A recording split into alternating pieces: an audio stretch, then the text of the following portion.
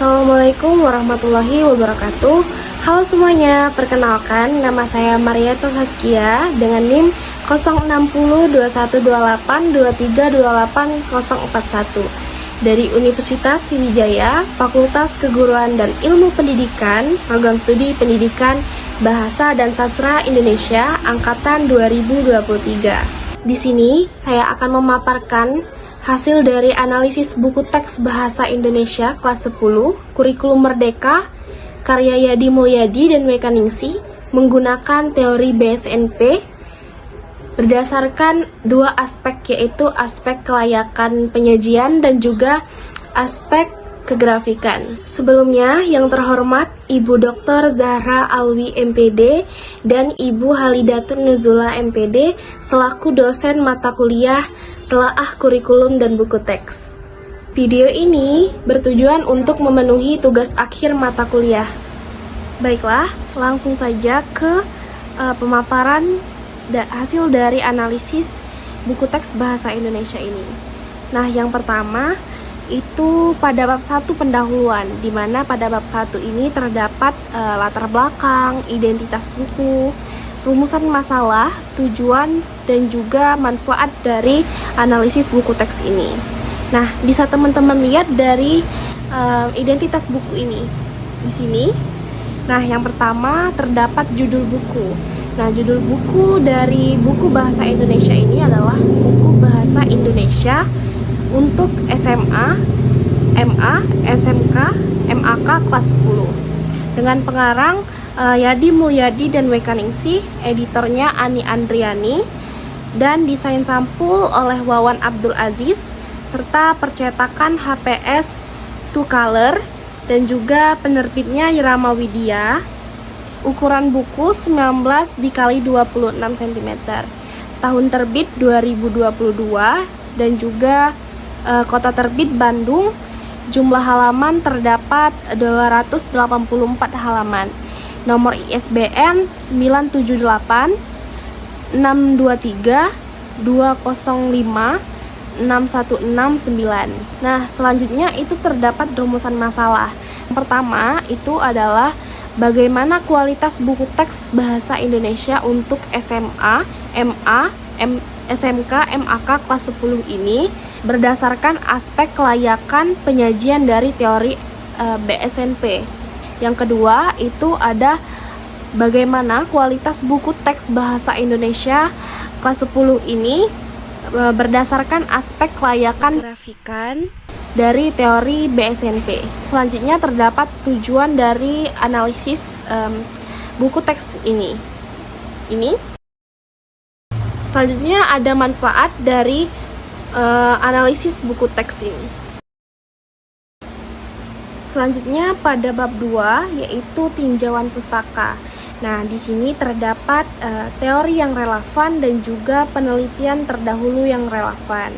Saya menggunakan teori BSNP yaitu Badan Standar Nasional Pendidikan untuk menganalisis buku teks Bahasa Indonesia ini dengan menggunakan aspek kelayakan penyajian dan juga aspek kelayakan kegrafikan. Di sini saya menemukan penelitian terdahulu yang relevan oleh Angela Suryani Putria dan kawan-kawan dari Universitas Islam Riau. Nah, buku yang dikaji dalam artikel tersebut adalah buku teks cerdas berbahasa Indonesia untuk SMA kelas 10 Kurikulum 2013 revisi yang diterbitkan oleh Erlangga.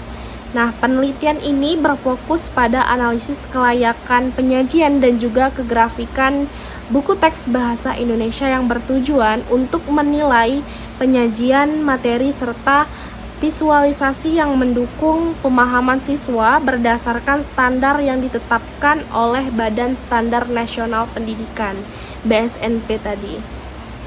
Nah, yang kedua ada Adelia Ayu Pramita dari Universitas Islam Negeri Raden Intan Lampung yang menganalisis tentang kelayakan penyajian buku teks pendidikan agama Islam dan budi pekerti kelas 7 SMP MTS Kurikulum 2013. Nah, penelitian ini juga sama membahas tentang aspek kelayakan buku teks dengan fokus pada kesesuaian isi dan penyajian buku teks bahasa Indonesia di tingkat pendidikan menengah menggunakan teori yang sama, yaitu BSNP. Pada bab 3, yaitu metodologi penelitian, terdapat jenis penelitian. Penelitian ini menggunakan metode kuantitatif dan dokumentasi, di mana bertujuan untuk mengumpulkan dan menganalisis data berbentuk angka yang diperoleh dari jawaban siswa melalui angket, serta pendekatan ini memberikan hasil yang objektif dan juga terukur terkait persepsi siswa terhadap buku teks yang dianalisis. Nah, metode dokumentasi ini digunakan untuk melengkapi hasil analisis dengan bukti visual berupa foto buku teks yang menjadi fokus penelitian. Selanjutnya ada objek penelitian. Nah, yang pertama, objek dari penelitian ini adalah buku teks bahasa Indonesia karya Yadi Mulyadi dan Mekaningsi Kurikulum Merdeka. Yang kedua itu adalah siswa-siswi dari SMA Negeri 15 Kota Palembang yang dipilih sebagai responden untuk menjawab angket yang dibagikan. Sekitar 10-13 siswa yang terlibat dalam penelitian ini untuk memberikan data terkait pengalaman mereka menggunakan buku teks tersebut. Selanjutnya itu instrumen penelitian. Nah, instrumen penelitian ini yang digunakan adalah angket dan juga dokumentasi. Angket yang dirancang itu dalam bentuk Google Form agar memudahkan responden untuk mengisi secara online. Selanjutnya itu adalah penulis menggunakan dokumentasi berupa foto buku teks untuk mendukung analisis dari buku teks ini. Ini contoh dari instrumen penelitian. Selanjutnya ada teknik pengumpulan data. Dalam penelitian ini, data yang dikumpulkan itu melalui dua cara. Yang pertama, angket online yang disebarkan pada 10-13 siswa-siswi SMA Negeri 15 Palembang, di mana responden ini diminta untuk menjawab pertanyaan dalam angket secara mandiri. Hasil angket tersebut memberikan data berupa angka yang mencerminkan persepsi siswa terhadap buku teks. Nah, yang kedua, itu ada dokumentasi berupa foto buku teks yang digunakan sebagai bukti pendukung untuk memperkuat temuan yang diperoleh dari hasil angket tadi. Yang ketiga, saya melakukan wawancara kepada salah satu guru bahasa Indonesia kelas 10 di SMA Negeri 15 Palembang. Contoh pertanyaan pada wawancara seperti ini. Teknik analisis data. Data dari hasil angket dianalisis menggunakan pendekatan kuantitatif. Jawaban dari responden tadi itu diolah untuk mencari pola tertentu seperti persentase siswa yang menyatakan setuju atau tidak setuju terhadap suatu pertanyaan yang saya ajukan di dalam angket tersebut. Oke, selanjutnya itu ada pada bab 4, yaitu hasil dan pembahasan. Di sini saya membahas terkait dengan hasil dari analisis yang saya lakukan terhadap buku ini. Yang pertama itu ada dari segi aspek penyajian. Yang pertama itu teknik penyajian. Pada indikator sistematika yang ada pada buku teks bahasa Indonesia ini berisi tujuan pembelajaran, bagan alur pembelajaran, pendahuluan, dan isi. Tujuan pembelajaran yang disajikan pada awal bab berupa uraian, serta pada pendahuluan terdapat kata kunci dan materi pengantar agar siswa ini mampu memahami materi yang akan dipelajari. Ini contohnya seperti ini. Contohnya terdapat pada halaman 1 dan juga halaman 2.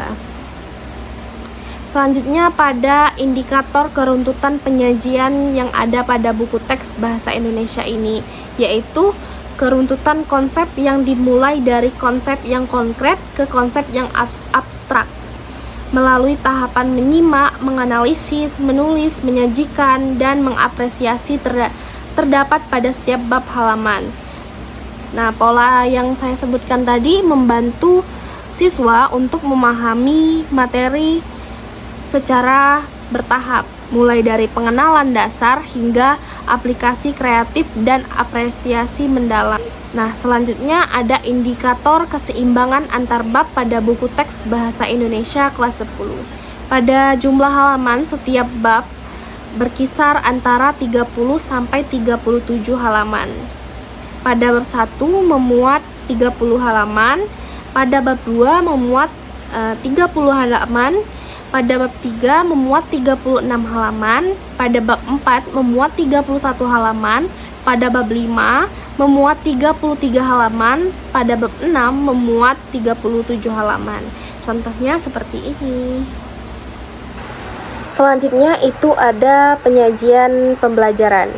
Nah, indikator penyajian pembelajaran buku teks ini terdapat 3 poin.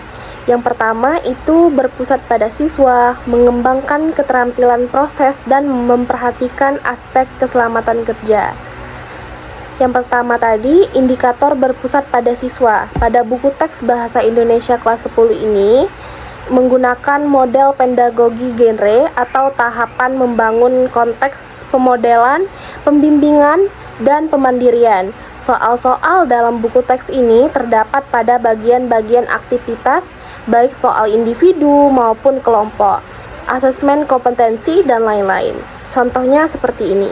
Kemudian, indikator mengembangkan keterampilan proses pada buku teks Bahasa Indonesia kelas 10 ini, penyajian dalam buku mengakomodasi kebutuhan pembelajaran saat ini, mengarahkan siswa agar memiliki kemampuan berbahasa untuk berkomunikasi dan bernalar, sesuai dengan tujuan konteks sosial, akademis, dunia kerja, memahami, mengolah, dan mengevaluasi informasi dari berbagai tipe teks verbal, tapi dipadukan dengan beragam sajian teks multimodal, mulai dari sajian visual, berbentuk infografik, ilustrasi, komik, podcast, hingga pranala video berbentuk kode QR, seperti contoh pada halaman 3, seperti ini.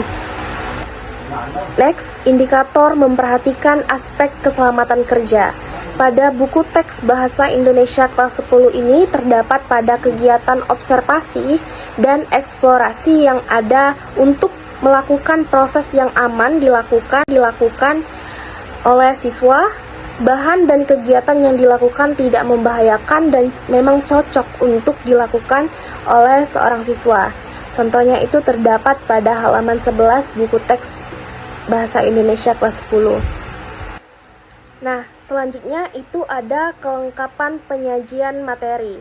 Indikator kelengkapan penyajian materi buku teks ini ada 3 poin, yaitu bagian pendahulu, bagian isi, dan bagian penyudah. Pada indikator bagian pendahulu pada buku teks Bahasa Indonesia kelas 10 ini, pada bagian awal buku teks terdapat prakata dan pendahuluan setelahnya. Buku teks ini terdapat alur tujuan pembelajaran, terdapat daftar isi, dan memiliki daftar gambar dan tabel pada halaman 3 Romawi, 4 Romawi, 9 Romawi, 11 Romawi, dan juga 12 Romawi. Contohnya seperti itu. Indikator bagian penyudah.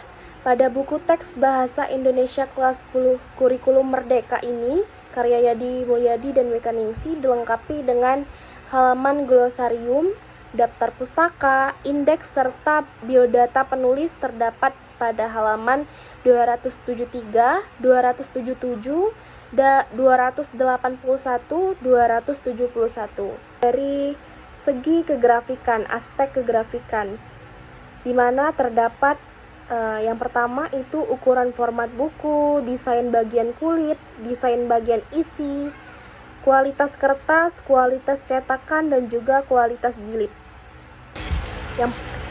Baiklah, indikator pertama aspek kegrafikan yaitu ukuran format buku. Ukuran format buku pada buku teks Bahasa Indonesia ini yaitu memiliki ukuran 19 x 26 cm dan berisi 284 halaman. Buku teks ini menggunakan font Times New Roman dan 12 untuk ukuran font. Jadi dapat dikatakan buku teks bahasa Indonesia untuk SMA kelas 10 Kurikulum Merdeka karya Yadi Mulyadi dan W. Ningsi ini sudah dapat dikatakan cukup layak untuk sebuah buku teks dalam pembelajaran. Nah, kemudian indikator bagian isi pada buku teks bahasa Indonesia kelas 10 ini dilengkapi gambar dan teks yang dicantumkan sumbernya. Terdapat kegiatan kelompok dan juga refleksi capaian pembelajaran. Tugas individu yang tingkat soalnya terdiri dari tingkat pengetahuan, analisis, pemahaman, penerapan, dan juga evaluatif. Terdapat tugas kelompok, tugas portofolio, tugas proyek, salah satu contohnya terdapat pada halaman 16.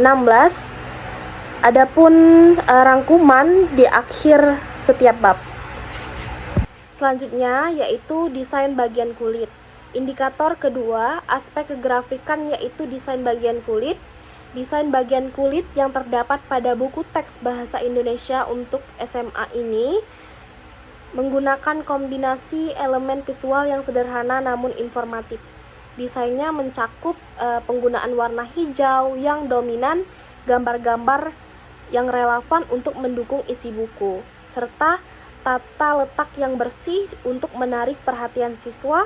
Elemen grafis dirancang untuk mempermudah identifikasi mata pelajaran sekaligus memberikan kesan profesional sesuai dengan kurikulum Merdeka. Contohnya terdapat pada halaman 176 sampai 177. Nah, indikator yang ketiga yaitu desain bagian isi buku bahasa Indonesia kelas 10, di mana dibuat secara sederhana dan teratur. Setiap bagian disusun dengan rapi, dengan jarak antar paragraf yang cukup sehingga mudah dibaca. Judul dan subjudul ditulis dengan ukuran font yang lebih besar agar terlihat jelas. Sementara teks utama menggunakan font yang nyaman untuk pembelajaran. Kata-kata penting seperti yang sering diberi penekanan, misalnya huruf tebal atau miring sehingga lebih mudah dikenali. Selain itu, warna yang digunakan ini lebih sederhana, biasanya hanya untuk menandai bagian judul atau subjudul, sehingga tidak mengganggu tampilan secara keseluruhan. Nah, buku ini juga dilengkapi dengan gambar, tabel, dan ilustrasi yang relevan untuk membantu siswa untuk memahami materi yang lebih mudah. Indikator keempat yaitu kualitas kertas. Kualitas kertas yang terdapat pada buku bahasa Indonesia kelas 10 ini memiliki beberapa hal yang perlu diperhatikan. Nah, kertas yang digunakan pada buku ini memiliki ketebalan yang cukup sehingga mampu meminimalisir kerusakan seperti robek dan memastikan tulisan serta gambar ini tidak tembus pandang. Nah, selain itu, permukaan kertasnya cukup halus dan nyaman untuk membaca dengan daya tahan yang baik terhadap penggunaan berulang. Dari segi kegrafikan, kualitas kertas buku ini dapat dinilai layak sebagai bahan ajar yang mendukung proses pembelajaran siswa. Nah, selanjutnya itu indikator kualitas cetakan pada buku bahasa Indonesia. Nah, cetakan teks dalam buku bahasa Indonesia ini sangat jelas dengan font yang tajam dan ukuran yang sesuai, memudahkan pembaca untuk memahami isi buku. Kontras antara tinta dan juga kertas itu baik sehingga tidak menimbulkan kelelahan saat membaca. Gambar, grafik, dan ilustrasi pendukung dicetak dengan resolusi yang memang memadai, memastikan detail terlihat jelas tanpa buram. Nah, hal ini membantu dalam meningkatkan daya tarik visual buku dan mendukung pemahaman konsep. Indikator keenam, aspek kegrafikan yaitu kualitas jilid, di mana kualitas jilid ini yang terdapat pada buku bahasa Indonesia kelas 10 ini dapat dilihat dari tebal atau tidaknya kertas jilid, rapi atau tidaknya jilid pada buku serta rekat atau tidak rekatnya lem yang digunakan untuk menjilid buku. Pada bagian pembatas buku direkat dengan sangat kuat sehingga lembar buku yang satu dengan yang lainnya ini tidak mudah lepas dan terpisah. Karena kualitas rekatannya sangat bagus, buku teks ini tidak akan mudah rusak dan terobek. Buku Bahasa Indonesia kelas 10 ini dapat dikatakan layak karena memiliki kualitas jilid yang bagus dan kuat. Itulah tadi dua aspek kelayakan, dari aspek kelayakan penyajian dan juga aspek kelayakan kegrafikan. Dimana selanjutnya saya akan memaparkan kelebihan buku teks. Kelebihan dari buku teks ini yaitu penyajian materinya sangat menarik dengan penggunaan berbagai media infografik, ilustrasi, dan video, membuat materi lebih mudah dipahami dan menarik perhatian siswa. Buku ini juga dirancang untuk mendorong siswa berpikir kritis, analisis, komunikasi, dan kolaborasi yang sejalan dengan kurikulum Merdeka. Juga struktur dari buku ini yang sistematis dengan pendahuluan, isi, penutup, memudahkan siswa dalam memahami alur pembelajaran. Selanjutnya adalah kekurangan buku teks. Buku teks Bahasa Indonesia kelas 10 ini memang memiliki banyak sekali kelebihan, tapi tentunya ada beberapa kekurangan yang perlu diperhatikan untuk peningkatan kualitas. Yaitu yang pertama, variasi tugas dan aktivitas yang disediakan ini dapat ditingkatkan dengan menambahkan jenis tugas yang lebih menantang dan kreatif. Ini untuk memenuhi kebutuhan belajar siswa yang beragam. Selain itu, ketersediaan materi tambahan seperti artikel, jurnal, atau studi kasus terbaru dapat memperkaya pemahaman siswa terhadap materi yang diajarkan. Selanjutnya itu evaluasi lebih lanjut diperlukan untuk memastikan efektivitas penggunaan berbagai media dalam buku teks ini. Buku ini juga dapat lebih menekankan pengembangan karakter siswa, seperti nilai kebangsaan, toleransi, dan etika. Selain fokus pada keterampilan kognitif, terakhir aspek inklusivitas perlu diperhatikan lebih baik agar semua siswa, termasuk yang memiliki kebutuhan khusus, dapat mengakses dan memahami materi secara efektif. Nah, yang terakhir itu pada bab 5 terdapat kesimpulan dan saran. Kesimpulannya, berdasarkan analisis terhadap buku teks Bahasa Indonesia kelas 10 karya Yadi Mulyadi dan W. Ningsih, kurikulum Merdeka, dapat disimpulkan bahwa buku ini secara umum telah memenuhi standar yang diharapkan dalam mendukung pembelajaran sesuai dengan kurikulum Merdeka.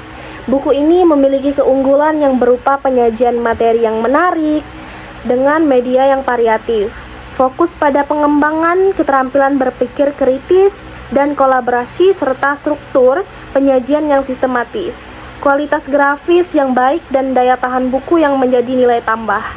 Namun, terdapat beberapa aspek yang memang perlu diperhatikan lagi untuk meningkatkan kualitas buku, seperti yang saya sebutkan tadi, seperti menambah variasi tugas yang lebih menantang, melengkapi buku dengan materi tambahan, memastikan efektivitas media pembelajaran yang digunakan. Selain itu, buku ini dapat lebih menekankan agar semua siswa ini, termasuk mereka yang berkebutuhan khusus, dapat mengakses materi dengan baik.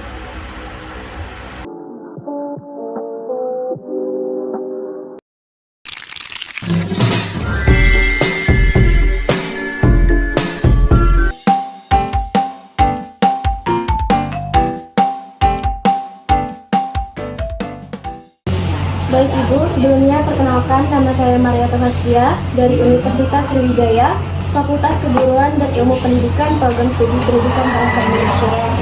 Adapun maksud saya di sini yaitu untuk wawancara terkait dengan tugas mata kuliah saya, tugas akhir, yaitu menganalisis buku teks Bahasa Indonesia kelas 10 karya Yadi Mulyadi dan W. Ningsih. Langsung saja ke pertanyaan pertama ya Bu. Jadi, bagaimana pendapat Ibu tentang kesesuaian buku teks bahasa Indonesia kelas 10, terutama dari segi sistematika penyajian, keruntutan materi, dan juga keseimbangan antar bab? Oke, jadi kalau buku teks yang digunakan untuk siswa itu tidak hanya terfokus pada satu buku, bisa bermacam-macam. Karena sekarang ini modul ajar itu yang buatkan guru, jadi kesepakatan antara guru bahasa Indonesia yang ada di SMA 15 ini. Jadi buku teks itu bisa dipakai buku apa saja. Nah, pada umumnya buku teks yang ada di sekolah itu sudah mengikuti kurikulum Merdeka. Tapi ada beberapa materi yang memang di sekolah kita belum kita gunakan. Baik, artinya sudah sesuai dengan aspek dari kurikulum Merdeka ya Bu? Iya. Yang kedua ya Bu, menurut Ibu, apakah penyajian pembelajaran dalam buku Bahasa Indonesia kelas 10 ini mampu mengembangkan keterampilan proses belajar siswa secara efektif? Kalau menurut saya sudah mampu sih, tinggal gurunya saja bagaimana dia menggunakan metode yang tepat atau siswanya bisa menerima dari apa yang ada di teks itu. Jadi pada umumnya buku yang dipakai yang digunakan siswa itu sudah sesuai. Yang ketiga Bu, menurut Ibu seberapa penting kelengkapan penyajian dalam buku Bahasa Indonesia kelas 10 seperti adanya pendahuluan isi dan bagian penyudah untuk mendukung pembelajaran? Ya, saya rasa sangat penting ya, karena itu merupakan informasi awal bagi guru yang mau menggunakan buku itu. Jadi guru tahu, oh ini memang cocok untuk siswanya, ini belum. Jadi memang pendahuluan dan penyudahan itu penting karena selain menambah wawasan, guru juga bisa membandingkan ilmu yang mereka punya dengan buku yang baru yang disesuaikan dengan kurikulum terbaru. Oke, baik, Ibu.